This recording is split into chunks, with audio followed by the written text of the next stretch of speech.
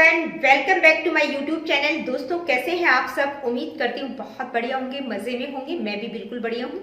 तो जैसा कि आप सभी जानते हैं, हमने केवीएस पेडागोजी से रिलेटेड एक सीरीज स्टार्ट की है जो कि टीसीटी, पीजीटी और पीआरटी सभी पोस्ट के लिए बहुत ही महत्वपूर्ण है। तो आज की इस वीडियो में हम उसी सीरीज का नेक्स्ट टॉपिक डिस्कस करेंगे। बट टॉपिक स्टार्ट करें उससे पहले मैं आप लोगों को बताना चाहूंगी कि देखिए, अगर वीडियोस आप लोगों के लिए इन्फॉर्मेटिव है, हेल्पफुल है, तो please like, share and do subscribe the education classes. अगर किसी प्रकार का क्वेश्चन, क्वेरीज या फीडबैक आप मुझे देना चाहते हैं, do comment in the comment section. अब स्टार्ट करते हैं आज का टॉपिक।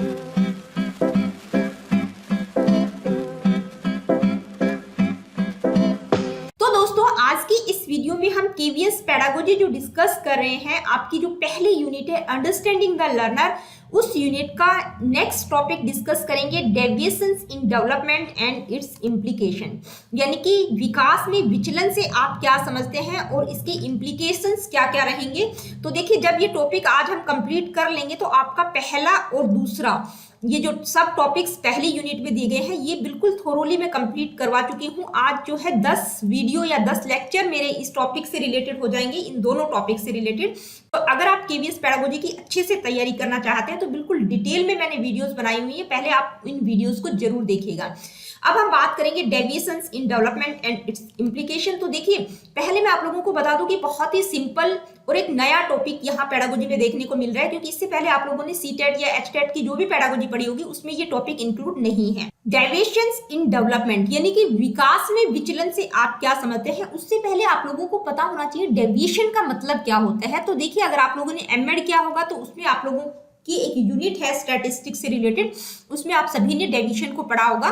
तो सबसे पहले हम डेविएशन की बात करेंगे। तो देखिए, यहाँ पर मैंने जो एग्जांपल लिया है वो आईक्यू से रिलेटेड लिया है, क्योंकि इंटेलिजेंस का जो टॉपिक है आपकी सीटेट में भी है, एचटेट सभी जगह है। तो इंटेलिजेंस आप सभी ने पढ़ा है और हम सभी जानते हैं कि हम आईक्यू कैसे फाइंड करते हैं।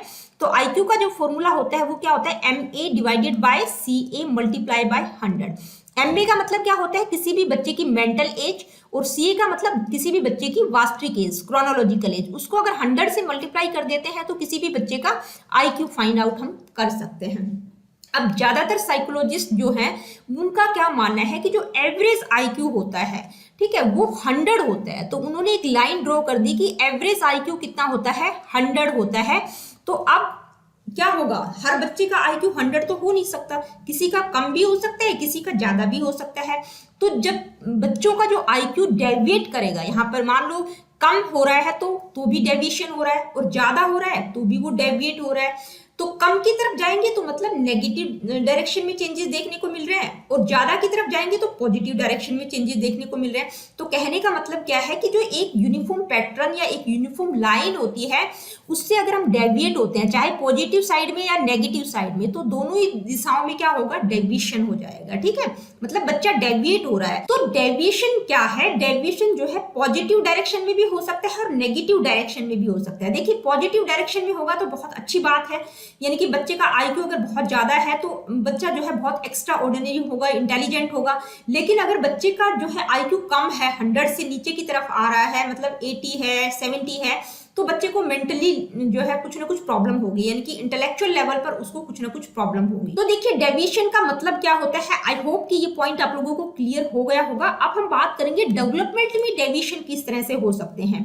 Deviations in development refer to departures और वेरिएशंस फ्रॉम नॉर्मल और typical patterns of growth, maturation and functional abilities.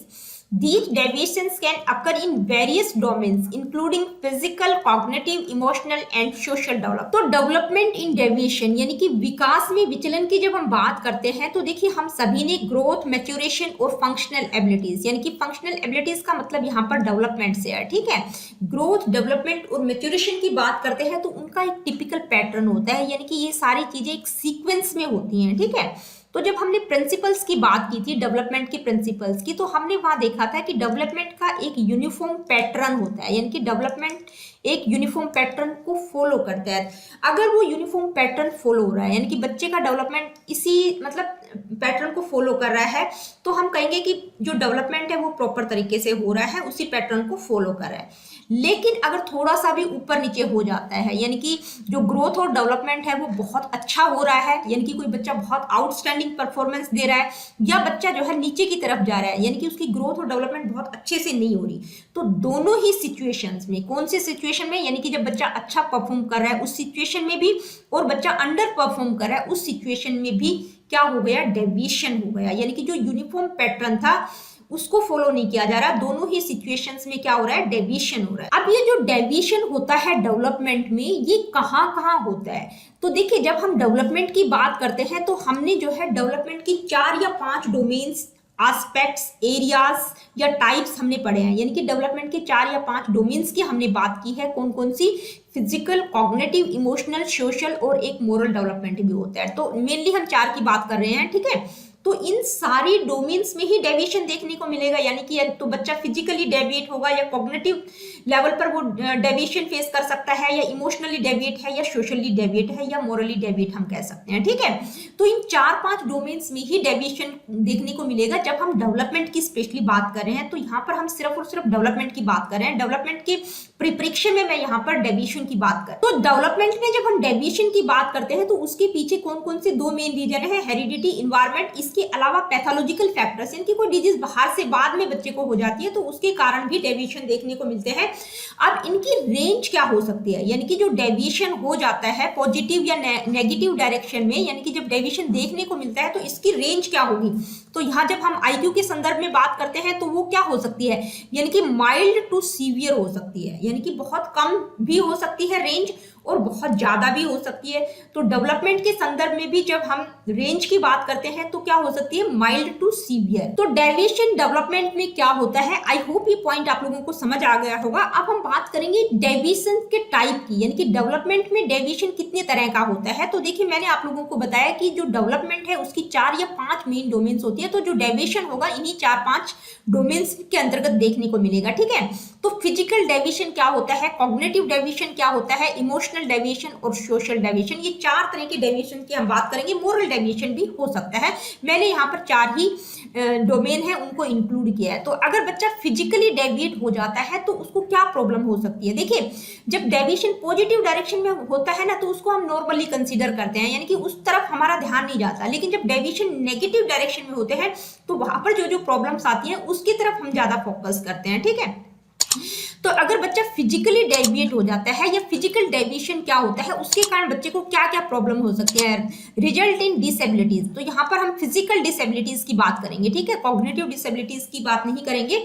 यानी कि बच्चे में फिजिकली कोई डिसेबिलिटी आ सकती है, क्रॉनिक हेल्थ कंडीशन उसको हो सकती है, या limitation in movement and mobility, यानी कि चलने फिरने में कोई दिक्कत हो सकती है, लोकोमोटर डिसेबिलिटी की प्रॉब्लम हो सकती है। तो इसके कारण क्या होगा, फिजिकल डेविएशन के कारण यानी कि बच्चे की जो फंक्शनिंग होगी, डेली फंक्शनिंग, जो रोजमर्रा के कामकाज है उनमें उसको प्रॉब्लम होगी, उसकी एजुकेशन और एम्प्लॉयमेंट अपॉर्चुनिटीज, इन सब के ऊपर इस चीज का प्रभाव पड़ेगा अगर बच्चा फिजिकली डेविएट। नेक्स्ट है कॉग्निटिव डेविएशन। देखिए संज्ञानात्मक विचलन क्या होता है, तो कॉग्निटिव डेविएशन यानी कि संज्ञानात्मक विचलन की अगर बच्चे को प्रॉब्लम हो जाती है तो वो कौन कौन सी प्रॉब्लम फेस करता है, उसको लर्निंग में डिफिकल्टी होती है, उसकी एकेडमिक परफॉर्मेंस अफेक्ट होती है, उसकी decision making, problem solving abilities, ये सारी चीजें जो है, सारी एबिलिटीज अफेक्ट होती हैं अगर बच्चा कॉग्निटिव लेवल पर डेविएट है। अगर वो पॉजिटिव डायरेक्शन में जा रहा है, यानी कि उसका आईक्यू लेवल हाई है, तो भी डेविएशन तो हो रहा है ना, लेकिन हम बात ज्यादातर किसकी करते हैं, जब नेगेटिव साइड में चीजें जा रही होती है तो उसको हम ज्यादा फोकस करते हैं, ठीक है। तो यहाँ पर मैं जो नेगेटिव साइड में प्रॉब्लम्स आ रही है उन चीजों को मेनली यहाँ पर आप लोगों को बता रही हूँ। नेक्स्ट है इमोशनल डेविएशन यानी कि संवेगात्मक विचलन। देखिए जब बच्चा इमोशनली डेविएट होता है तो उसको किस तरह की प्रॉब्लम्स आती है, मेंटल हेल्थ इश्यू उसको हो सकते हैं, जैसे एंजाइटी और डिप्रेशन की प्रॉब्लम हो सकती है, जिसके कारण उसकी इंटरपर्सनल रिलेशनशिप होते हैं, यानी कि जो आपसी संबंध होते हैं उन पर बहुत ज्यादा प्रभाव पड़ता है, चाहे भाई बहन हो, हस्बैंड वाइफ हो, माता पिता हो, यानी कि उनके जो इंटरपर्सनल रिलेशनशिप होंगे वो बहुत ज्यादा इफेक्ट होंगे इमोशनली डेविएट अगर बच्चा हो जाता है। नेक्स्ट है सोशल डेविएशन। देखिए सामाजिक तौर पर विचलन की जब हम बात करते हैं, यानी कि जब बच्चा सोशली डेविएट हो जाता है तो उसको कौन कौन सी प्रॉब्लम आती है। देखिए हम पॉजिटिव डायरेक्शन को नहीं देख रहे हैं, सिर्फ नेगेटिव बातें मैं आप लोगों को बता रही हूँ कि जब सामाजिक तौर पर बच्चा विचलित हो जाता है या डेविएट हो जाता है तो उसकी सोशल स्किल्स, कम्युनिकेशन एबिलिटीज, पीर रिलेशनशिप, इन सारी चीजों पर प्रभाव पड़ता है। यानी कि उसके दोस्तों के साथ संबंध अच्छे नहीं बनेंगे, उसकी कम्युनिकेशन स्किल्स या सोशल एबिलिटीज उसमें अच्छी नहीं है। तो ये सारी चीजों के कारण क्या होता है, बच्चा जो है एक तरह से उसमें आइसोलेशन की फीलिंग आ जाती है, वो अपने आप को समाज से कटा हुआ महसूस करता है। ठीक है, अगर बच्चा सोशली डेविएट हो जाता है। तो ये 4 तरह के डेविएशन हमने देखे। देखिए 4 तरह की डोमेन हमने मेनली पढ़ी थी, लेकिन हम डोमेन्स में मोरल डोमेन को भी पढ़ते हैं। तो मोरली डेविएट भी बच्चा हो सकता है। यानी कि मोरल डेविएशन में क्या आ जाएगा कि भाई बच्चा जो है नैतिक व्यवहार न करके अनैतिक व्यवहार कर सकता है, गाली गलौज का प्रयोग कर सकता है। तो उसको हम क्या कहेंगे कि बच्चा मोरली डेविएट हो रहा है। ठीक है, तो ये थे types of deviations in development, यानी कि विकास में विचलन के कौन कौन से प्रकार हो सकते हैं वो हमने देखा। अब मैं अगर ऑल ओवर बात करूं डेविएशंस इन डेवलपमेंट की, तो देखिए डेविएशन के कारण किसी भी इंडिविजुअल की ऑल ओवर एबिलिटीज प्रभावित होती हैं। किस सोसाइटी, किस कम्युनिटी में वो रह रहा है, उन सारी चीजों पर डेविएशंस के कारण प्रभाव देखे जा सकते हैं। तो मेनली हम यही कहेंगे कि भाई ये जो डेविएशंस देखे जा रहे हैं, इनके प्रभाव को कम करने के लिए क्या किया जाना चाहिए कि अर्ली आइडेंटिफिकेशन एंड इंटरवेंशन, यानी कि इनका आइडेंटिफिकेशन करके इनके लिए क्या क्या मतलब बीच बचाव के कार्य कर सकते हैं, क्या क्या इंटरवेंशंस किए जा सकते हैं, वो सारे किए जाने चाहिए ताकि इनके प्रभाव को कम किया जा सके और जो रिजल्ट है वो हमें पॉजिटिव डायरेक्शन में देखने को मिले। तो देखिए ऑल ओवर अगर हम बात करें डेविएशंस इन डेवलपमेंट की, तो हमने अभी तक देखा कि डेविएशन इन डेवलपमेंट यानी कि विकास में विचलन क्या होता है, किस तरह से होता है, उसके पीछे के कारण क्या क्या है और कितने प्रकार से ये डेविएशन हो सकता है। लेकिन हमें ये भी तो पता होना चाहिए कि जो डेविएशन हो रहा है डेवलपमेंट में, इसको हम फाइंड आउट कैसे करें। तो जब हम इंटेलिजेंस की बात करते हैं तो हम वहाँ आईक्यू निकालते हैं, इमोशनल इंटेलिजेंस की हम बात करते हैं तो वहां पर हम ईक्यू फाइंड करते हैं। ठीक है, तो इसी तरह से डेविएशंस इन डेवलपमेंट को मेजर करने के लिए या उसको निकालने के लिए उसका भी एक फॉर्मूला होता है जिसको हम बोलते हैं डेवलपमेंटल क्वोशिएंट। यानी कि ये जो डेविएशन है वो किस तरह से फाइंड आउट किए जाते हैं। तो ये जो डीक्यू होता है इसको कैलकुलेट कैसे करते हैं, developmental age divided by chronological age, उसको हम 100 से मल्टीप्लाई करते हैं। जैसे आईक्यू में हमने क्या किया था, mental as divided by chronological age multiply by 100। यहाँ पर क्या हो जाती है, यहाँ पर डेवलपमेंटल एज। अब डेवलपमेंटल एज मतलब क्या है इसका, यानी कि जैसे एक बच्चा 4 साल का है लेकिन उसकी ग्रोथ अगर 6 साल के बच्चे जितनी है, तो हम कहेंगे कि यहाँ पर जो बच्चे की डेवलपमेंट एज है वो कितनी है, 6 साल, और उसकी वास्तविक एज कितनी है, 4। तो जो फॉर्मूला क्या है, developmental age divided by chronological age multiply by 100। तो हम कैसे निकालेंगे, 6 डिवाइडेड बाय 4 मल्टीप्लाई बाय 100। तो यहाँ पर डेवलपमेंटल क्वोशिएंट हम फाइंड आउट कर सकते हैं, यानी कि बच्चा कितना डेविएट कर रहा है। तो ये था concept of deviations in development. अब हम बात करेंगे implications of deviations in development, यानी कि ये जो डेविएशंस देखने को मिलते हैं डेवलपमेंट में, इनका इंप्लीकेशन क्या रहेगा। तो देखिए इंप्लीकेशन को मैं आप लोगों को लास्ट में बताऊंगी कि क्या इंप्लीकेशन रहेगा। पहले इन डेविएशंस के कारण जो जो प्रॉब्लम आती है वो मैं आप लोगों को बता रही हूँ, खासकर हम नेगेटिव साइड की यहाँ पर बात कर रहे हैं। ठीक है, तो जब बच्चे में फिजिकल डेविएशन की अगर हम बात करते हैं तो क्या क्या प्रॉब्लम हो सकते हैं, फिजिकल लिमिटेशंस में क्या आ सकता है, यानी कि deviations in physical development can result in डिसएबिलिटीज, chronic health conditions, limitation in movement and mobility, affecting daily functioning, education and employment opportunities. यानी कि फिजिकल लिमिटेशन क्या हो सकती है कि भी उसको चलने फिरने में दिक्कत है, क्रॉनिक हेल्थ इश्यू हो सकता है। ठीक है, जिसके कारण उसके जो डेली या रोजमर्रा के जो काम है वो तो प्रभावित होते ही होते हैं, साथ ही उसकी एजुकेशन और एम्प्लॉयमेंट अपॉर्चुनिटीज है उन पर भी प्रभाव पड़ता है, यानी कि बच्चा जो है प्रॉपर तरीके से उन सब चीजों को गेन नहीं कर सकता। दूसरी प्रॉब्लम है लर्निंग डिफिकल्टीज की, जो कि डेविएशंस के कारण आती है, स्पेशली कॉग्निटिव डेविएशन के कारण लर्निंग डिफिकल्टीज देखने को मिलती हैं, जिसके कारण उसकी लर्निंग और एकेडमिक परफॉर्मेंस, उसका स्कूल, उसका जो फ्यूचर या कैरियर अपॉर्चुनिटीज रहेंगी, इन सारी चीजों पर प्रभाव देखा जाता है। किसके कारण, कॉग्निटिव डेविएशन के कारण। नेक्स्ट है स्टिग्मा एंड डिस्क्रिमिनेशन। देखिए जब हम डेविएशंस इन डेवलपमेंट की बात करते हैं तो बच्चे को जो है स्टिग्मा और डिस्क्रिमिनेशन भी फेस करना पड़ता है, यानी कि कुछ लोग उन पर कलंक लगा देते हैं या उनके साथ भेदभाव करते हैं। तो इससे के कारण क्या होता है, उस बच्चे का जो सेल्फ वर्थ होता है, यानी कि जो उसके आत्म मूल्य होते हैं, वो कहीं ना कहीं प्रभावित होते हैं।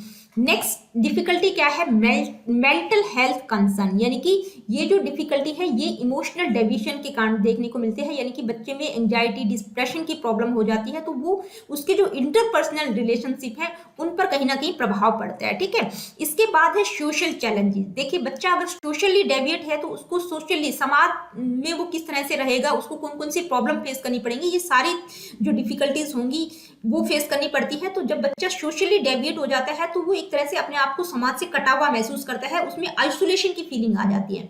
तो ये वो प्रॉब्लम्स हैं जो कि अलग अलग एस्पेक्ट्स की जब हम बात करते हैं, अलग अलग डोमेन्स की हम बात करते हैं, तो उनमें देखने को मिलते हैं। ठीक है, तो जो अलग अलग डेविएशंस की हमने बात की है, उनके कारण ये सारी प्रॉब्लम बच्चा फेस करता है। तो जब हम इम्प्लीकेशन की बात करते हैं तो भाई इनका इम्प्लीकेशन क्या रहेगा? तो देखिए, जब बच्चा ये सारी प्रॉब्लम फेस करता है तो इम्प्लीकेशन इनका यही रहेगा कि इनकी जो है आइडेंटिफिकेशन की जा सकती है। जब पता चल जाए तो इनका आइडेंटिफिकेशन और इनका इंटरवेंशन किया जा सकता है, यानी कि इनके लिए प्रिवेंटिव मेजर्स किए जा सकते हैं, बचाव कार्य किए जा सकते हैं। यही इनका इम्प्लीकेशन रहेगा डेविएशंस, मतलब डेविएशंस इन डेवलपमेंट का जब हम इम्प्लीकेशन बात करते हैं तो जो बच्चा प्रॉब्लम फेस कर रहा है उन सब चीजों को आइडेंटिफाई करके उनका इंटरवेंशन, प्रिवेंटिव मेजर्स उनके लिए किए जा सकते हैं। तो दोस्तों, आज के वीडियो में इतना ही। अगली वीडियो में हम इसी सीरीज का नेक्स्ट टॉपिक डिस्कस करेंगे। हमारा नेक्स्ट टॉपिक एडोलेसेंस का रहेगा, जो कि आपका नेक्स्ट टॉपिक है इस सीरीज में। और यहाँ पर मैं आप लोगों को बता दूं कि अगर आप लोगों को सेशन पसंद आए तो please like, share and do subscribe the education classes.